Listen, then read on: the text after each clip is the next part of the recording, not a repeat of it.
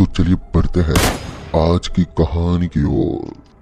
दोस्तों, मेरा नाम निशांत है। बारिश के दिन चल रहे थे और इन दिन उन लोगों के लिए काफी ज्यादा गंदे दिन होते हैं जो कि बारिश से नफरत करते हैं और कीचड़ जैसी चीजों से काफी दूर रहते हैं। ऐसा ही कुछ मेरा भी हाल था।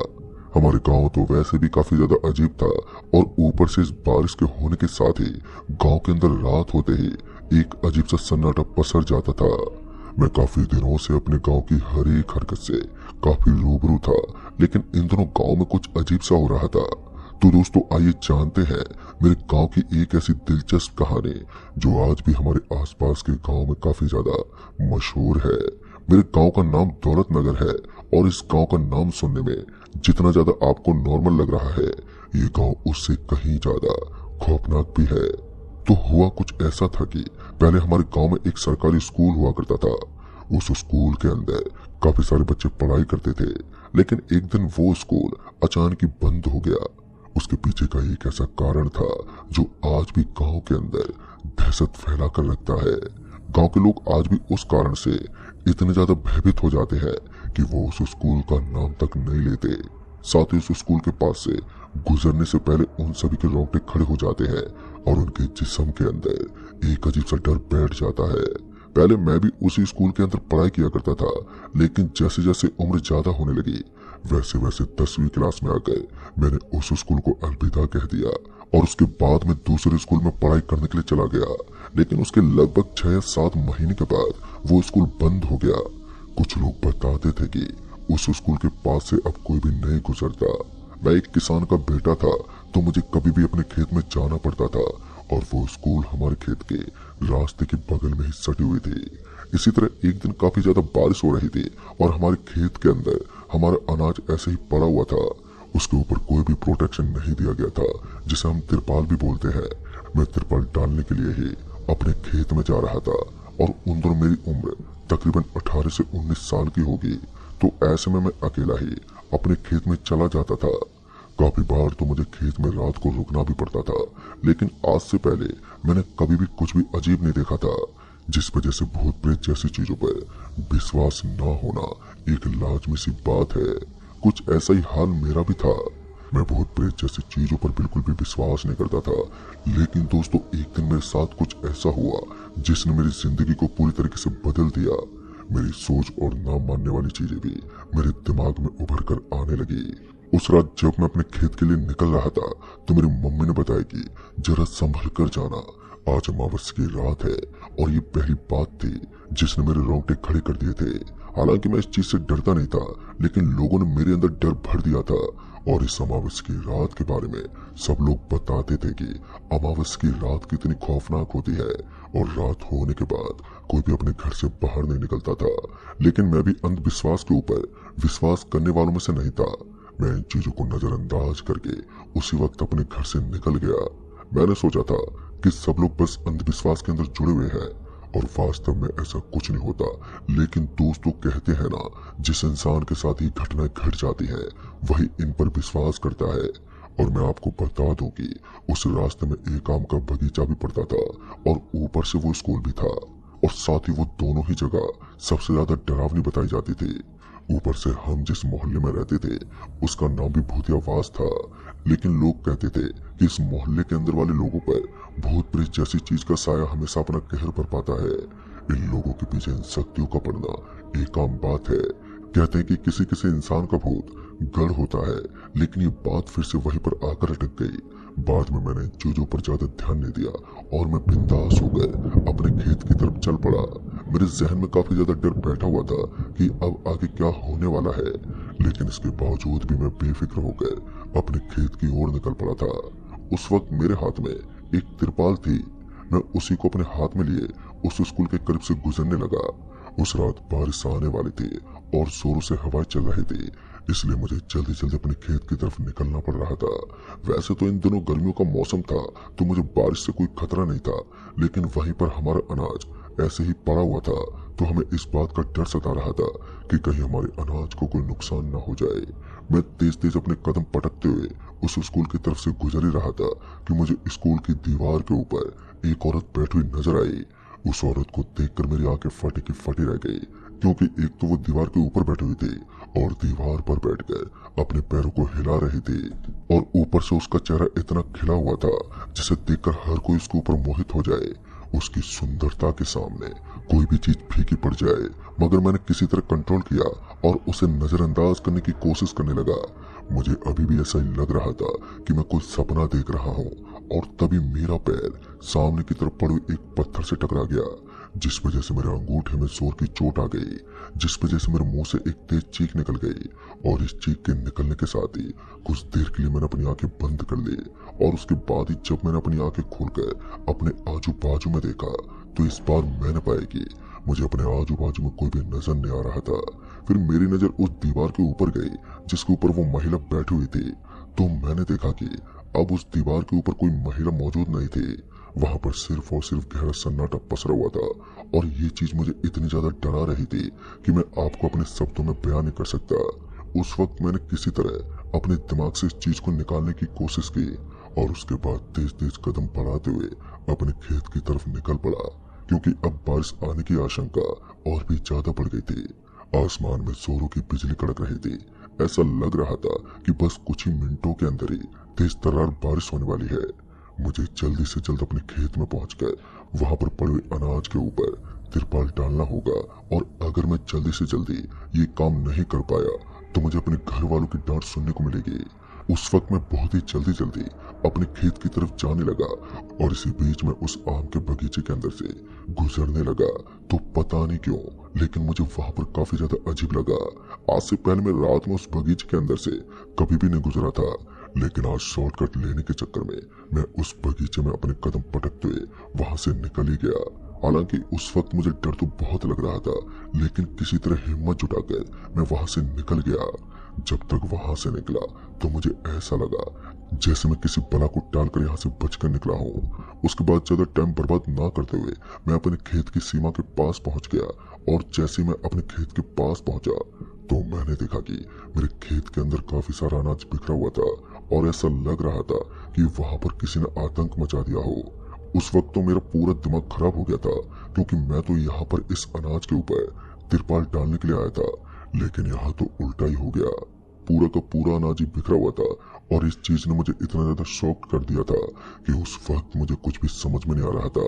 फिर उसके बाद मैं उस बिखरे हुए अनाज को चुगने लगा और उसे एक जगह पर इकट्ठा करने लगा, मगर दूसरे ही पल मुझे ऐसा लगा कि कोई मेरे पीछे से बहुत ही तेज गति से गुजर गया है।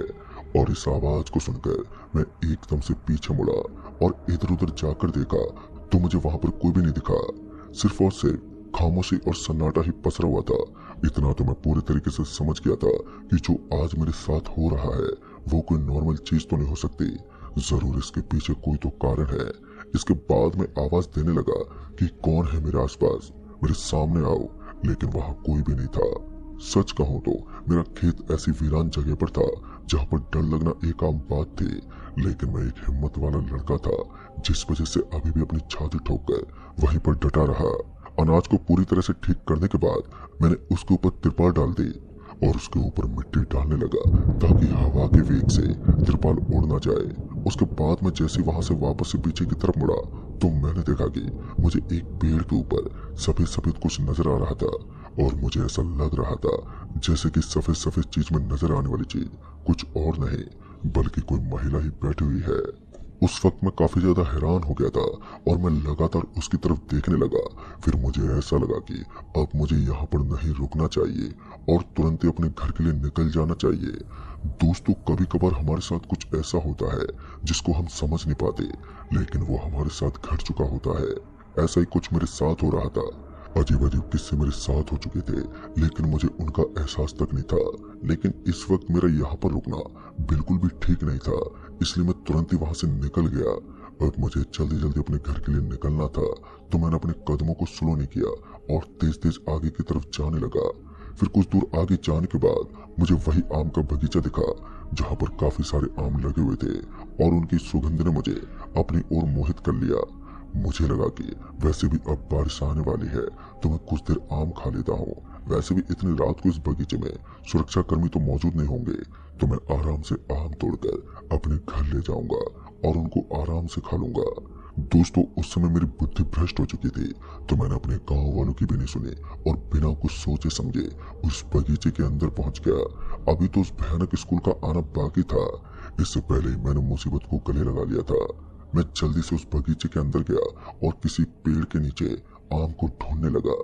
मुझे लगा कि पेड़ के ऊपर से जरूर कोई आम टूटकर नीचे गिरा होगा और सही मौका है, मैं काफी सारे आम इकट्ठा करके अपने घर पर ले जाऊंगा और किसी को भनक तक नहीं होगी।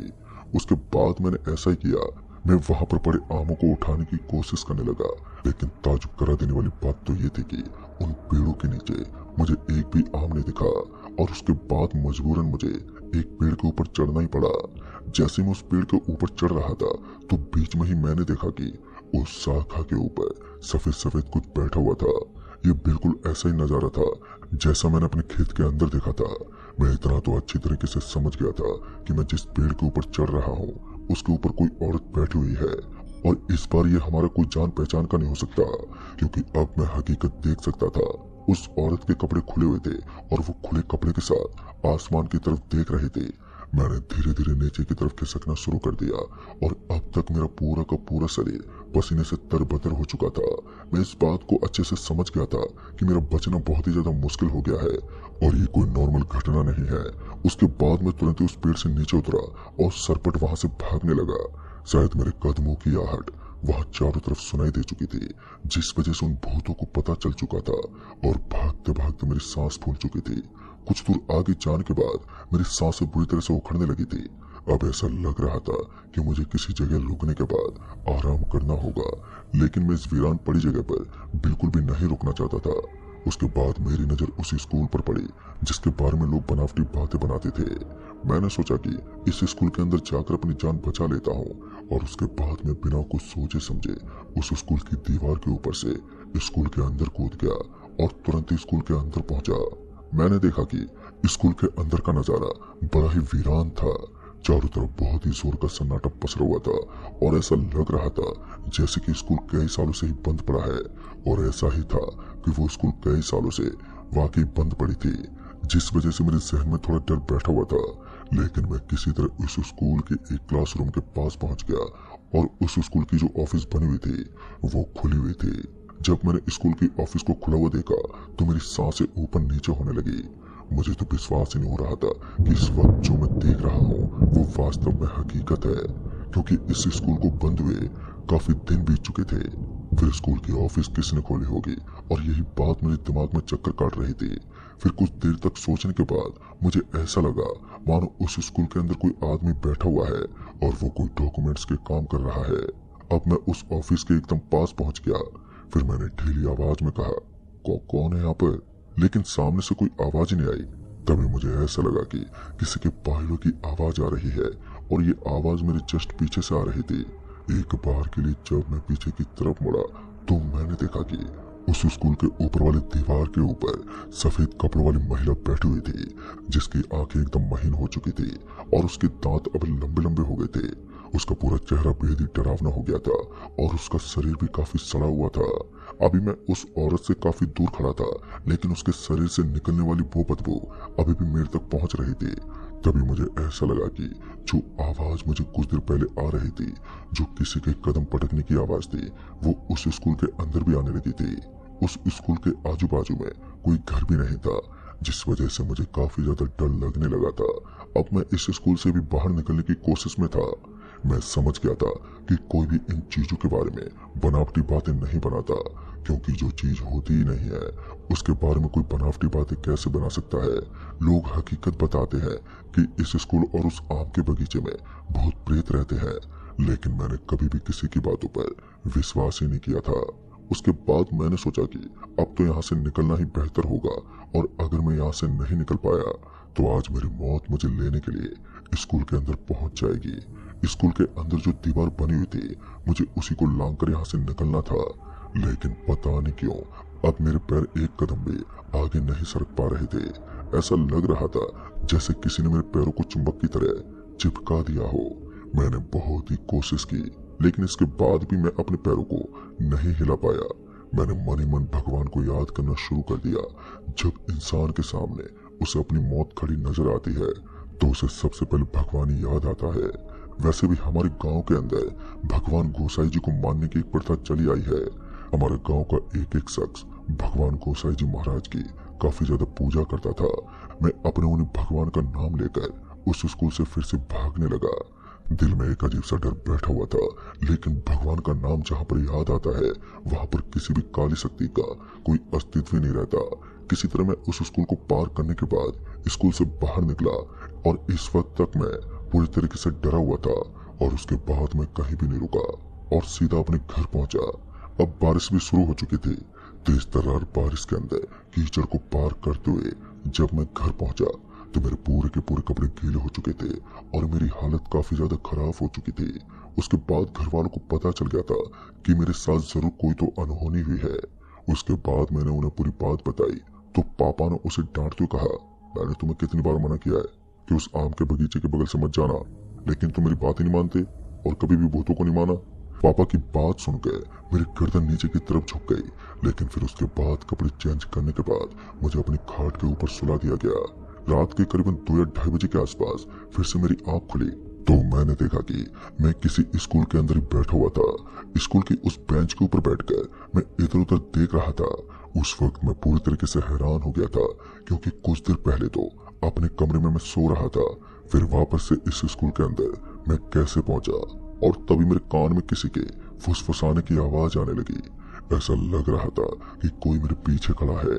जैसे मैं पीछे पलटा तो मैंने देखा कि मेरे पीछे की तरफ मुझे एक लंबी चौड़ी कद वाली डायन दिखाई दे रही थी, जिसकी आंखें बाहर निकली हुई थी और उसके दांत बड़े लंबे लंबे थे। उसे देखकर मैं इतना ज्यादा घबरा गया था कि मेरे मुंह से कोई आवाज तक बाहर नहीं निकल पाई। मेरी सांसें ऊपर नीचे होने लगी और तभी उसने अपने लंबे लंबे नाखून मेरे पेट के अंदर गड़ा दिए। इसके साथ ही मेरी आंख भी अब बंद होने लगी और मेरे मुंह से एक बहुत ही जोर की चीख निकल गई। उस जोर की चीख के साथ ही मेरी आंखें भी खुल गई। जब मैंने दोबारा अपनी आंख खोली तो इस बार मैंने देखा कि मैं तो अपने घर की खाट पर ही सो रहा था और मेरी मम्मी मेरे बगल में खड़ी थी। मेरी मम्मी ने मुझे उठाया तो मैंने अपनी मम्मी को एक बार फिर सारी बात बताई। उसी वक्त मेरे पापा मुझे अघोरी के पास ले गए और मेरे ऊपर झाड़ फूक करवाया। तब जाकर मुझे आराम मिला। फिर भी लगभग 3 दिन तक मुझे बहुत ही तेज बुखार रहा और मैं अपनी जगह से उठ तक नहीं पाया। लेकिन जब मुझे आराम मिला तो उसके बाद मैं कभी भी दोबारा उस भयानक बड़े बगीचे के अंदर से कभी नहीं गुजरा और ना ही उस स्कूल की तरफ से गुजरा, क्योंकि अब उसका डर मेरे अंदर इस कदर बैठ गया है कि मैं कभी भी इस चीज को नहीं भूल सकता।